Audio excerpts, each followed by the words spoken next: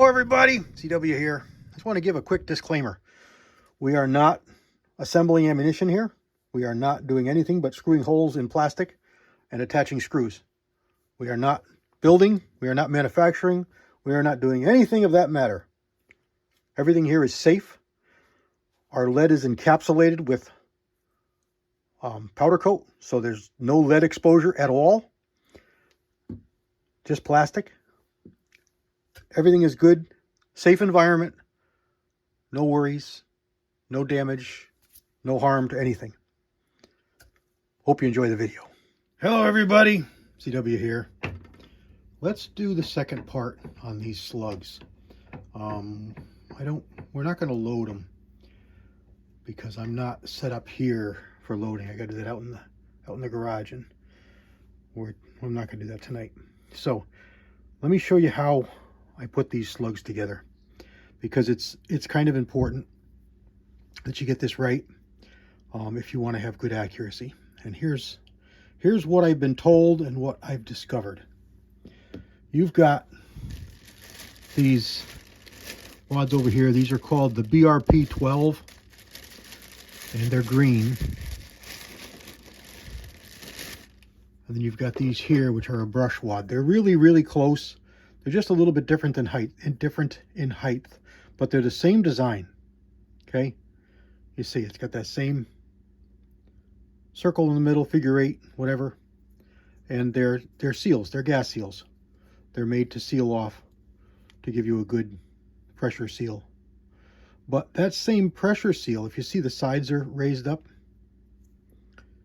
so it's not dead flat. So you can go with a razor knife and trim these to make them dead flat, because you're trying to take one of your slugs and put them on top, and they don't fit inside. See, this is what you get.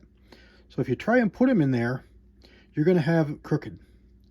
Also, I'm going to show you a trick for getting them centered perfectly, because they need to be perfect as you can make them, because we're talking about making accurate slugs here. So if your slug is crooked, not straight, it's not going to shoot straight. So it's important. And this one's the same way. This has got the little edge on it like I just showed you. And this one's got the little edge on it like I just showed you. Now you can go and trim it. I don't advise it, but you can go and trim it. This one actually sits in there a little better, but I still don't like it. Okay? It's easy to get it crooked. This is probably the reason that these are preferred over the other ones. And that is because it's just a little bit different here, and they fit a little better. But we discovered a trick to make these work. And what that trick is 20 gauge over powder wads. Now this particular kit comes with 2 different thicknesses, a thinner and a thicker. I'm just going to use the thicker because the thinner isn't quite enough. But let me pull them both out here so that I can show you. You got a white one and a brown one. And I'll show you. You could conceivably use a couple of white ones, I guess, to achieve what I'm after here, but the brown one is better. So if you take that brown one and you put it on top there, it fits in there perfect. And it fits in there, and it raises up the diameter, up the thickness, so that now it's flat. So if you take one of these thinner ones, it fits in there beautiful too, but it's not quite thick enough. That's why I say you could probably do it with a couple of these white ones versus one of these thicker ones. But for now, because I've got them, I'm just going to use the thicker ones. Now these are punched out of cardstock. So you got an edge that's smooth and round and an edge that's sharp. Let's take that smooth round edge and put it in here because it fits better. Then we're going to take a slug, we're going to put it on top. Now we're going to put a screw through it. Let's talk about screws for a second here. This can be kind of perplexing because you look at it, okay, and you look down in there and you say, all right, this is only, man, this is only maybe a 1/16 of an inch or so thick. It's just not very thick. So maybe, you know, looking at your wad, you want to go down through this and maybe through that. So you want the tip of your screw in the round hole there. You don't want to go all the way through because you want the wad to cushion. And if you go all the way through, you're going to stop that cushion effect and you're going to cause funny things to happen. So you ideally want to grip as little as you can. So those top two are going to be very little. It's going to leave a lot of cushion. So let's go for that. So we want the screw tip to be in the middle of that ring. So 1/16 of an inch, 1/4 of an inch, a half inch screw should be long enough, huh? You'd think?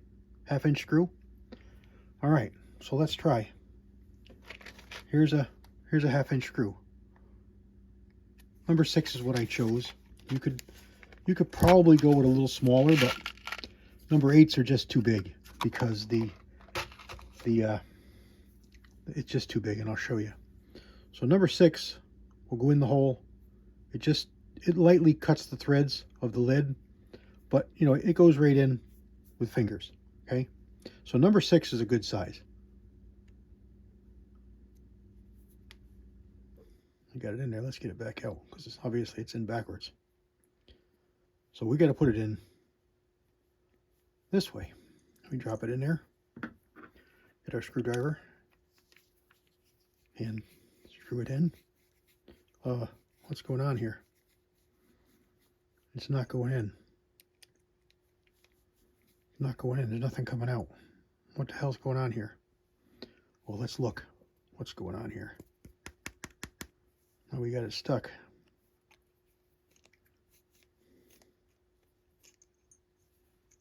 Let's look at what's going on here. Can we see a mark in there? What's happening is the diameter of the head of this screw does not let it go to the bottom. You know, we're only going in that far. So we're only going in that far. So we need all that depth of thread. Now, only going in that far is also defeating the purpose of this hollow point and these pedals, because you're going to fill that hollow point, that great big hollow point hole, you're going to fill it with a screw, and that screw is going to be pretty rigid. It's not going to go anywhere. So it's not going to allow this slug to really come apart the way it should. So you want to be careful and maybe cast up some of these and head to your hardware store and try them. Test out what they've got, because you're going to find that some of these screws just don't work. And the reason they don't work is because of the head. So I found that this had a smaller head on it. So I thought maybe a little bit less screw could work. And these, well, they're better, but they're not. Because they are kind of the same thing. They go in a little bit farther, but they're not quite far enough. And this uses a special bit. But it only comes out a little bit, and you only get maybe 2 threads out, so it comes out maybe a 1/16 of an inch, maybe a heavy 3/16, a light 3/16. It just doesn't work. And again, in there like that, you're plugging up your hollow point hole. So you want to find a screw that's got a small enough head that it can seat deeply in there, yet still grab and do the job. So just for our purposes here, we're going to work with these. Now these just happen to be stainless steel, but you don't care about that. But you see how long this is.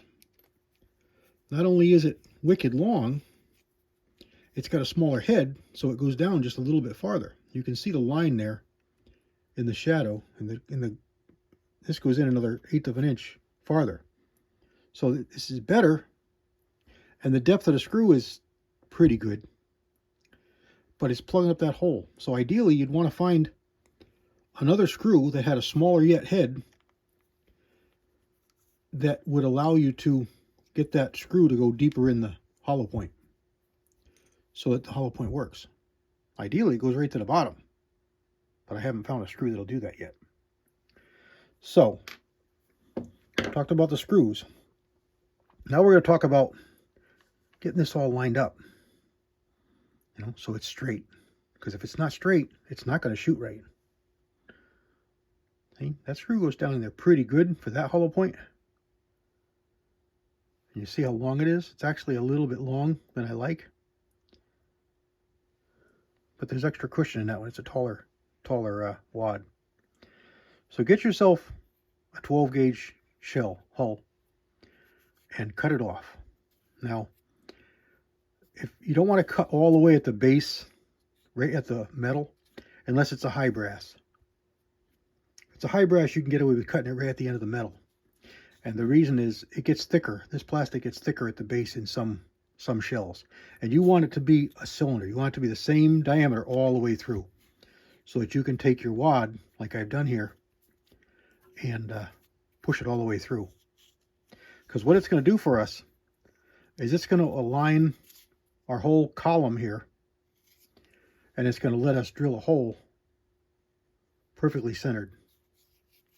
So you take it, put it on there like that, run it in here, cut it off so that it's about the height of your bullet. It can be, it can be back like this. It's not going to hurt anything. It could even be back like this and probably be okay. But I counted it, measured it so that it could be the whole thing. And this will allow me to still get a hold on it and still, pinch it to hold everything and keep it aligned. Because we're going to take this over to the drill press and we're just going to drill through that hole that's down in there through the wad so that the screw can thread into it. You don't need to see this. You know how it is to drill a hole. I'm just using the drill press because I have it. You can do this by hand. It's pretty simple. It's just drilling a hole. So let's get that done, and I'll come back. Stand by. Right over here to the drill press. Make sure everything is lined up. Hold on to it. Turn the drill press. Take the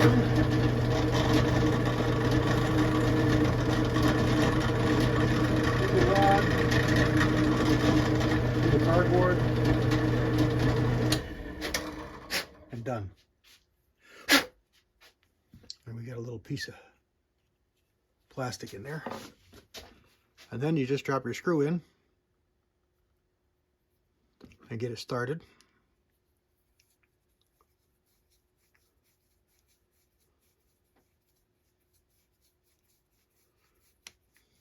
And you'll feel it start to grow. You don't really need to have this on to screw it together. You're going to be able to keep it aligned just fine. But you find that this lets you get that hole right in the center. And the cardboard is what's going to be the stickler. So I do it like this. I tighten this down so the cardboard, all right, I don't have that perfect. That's not perfect. That cardboard slid a little bit. So let's see what we get when we're done. But you can see that hole is right in the middle. All right, let's get that started. It's just plastic. It goes in real easy. Let's see what we've got. All right, so the wad is perfect on there, on the slug. It goes right in, goes right through, no problem. So that's perfect. But that cardboard is off a little bit. You can see right there, it's off a little bit. This one here is pretty perfect. This one here is pretty perfect. So that's imperfect. So you may want to set this aside, mark it, maybe use it as a sighter or as a cull, or, if you're going for ultimate accuracy. That's not going to be perfect. That's how I do these, make up these slugs. I would like to have a better screw, but I've gone back and forth, and I thought I had some better screws here, but this is what I found when I came down here. So I'm going to hunt for a little better screw. That's acceptable to me. This is kind of still not. So I can make it better. So I want to do better. But this is how I assemble the slugs for loading. Let's go get a scale and see what these weigh. Stand by. I don't know if this is going to be legible for you guys to read, but I'll call it out what it is. Now here's a a 4-sectioned slug with a wad and a screw, all screwed together. So this is the weight of our projectile. And this is 595.4 grains.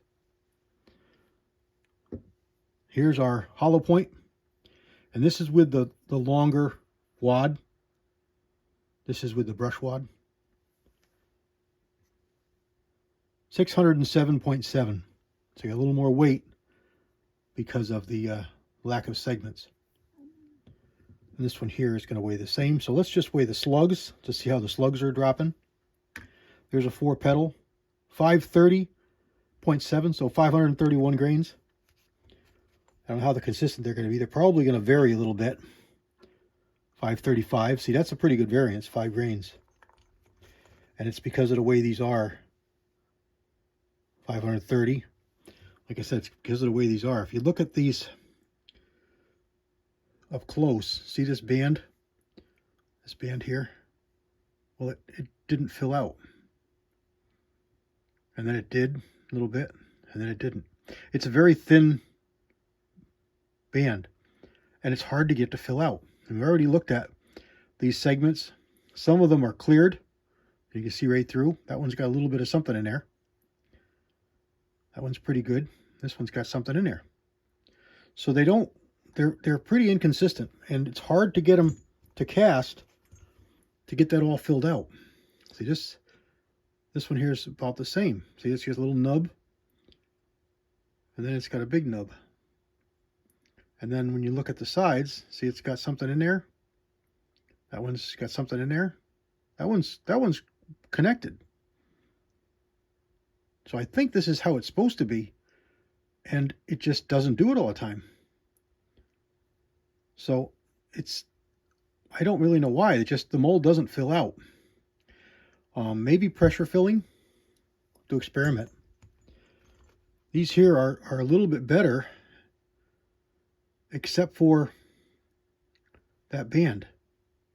It does not fill out on any of them. The driving band front and back are fine, you know, and the head is good. And being pure lead, as long as, you know, you get a screw that goes all the way down to the bottom, you've got a good deep hollow point. That's going to ball up.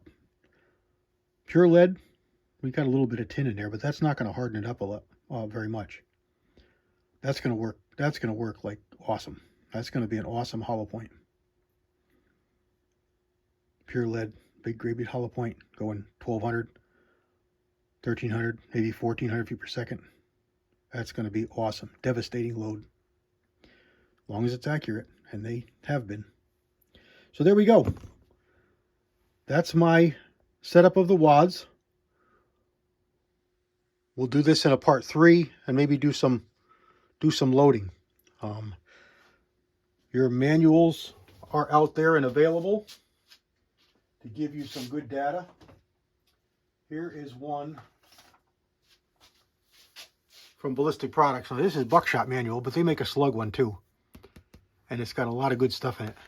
A lot of good load data, information on crimping and wadding and wads and columns and heights and pressures, and lots of good information. So check out Ballistic Products and pick up some of their manuals. I don't know how much these are. I don't think they're too awful much. $10 maybe. But like I said, you know, they got a lot of information on reloading shot shell basics, steel shot, ITX shot, 16 gauge manual, so 20 gauge, 12 gauge, whatever. Just good stuff. Lots of good information and lots of good loads using Ballistic Products, which is what you've got here. All right, guys. Let's wrap this one up. Just a quick video, and basically it's just giving us a little closer look at the slugs, how I assemble them, put them together, and why. There you go. God bless everybody. Stay tuned for the next one, and we'll do some loading. CW out.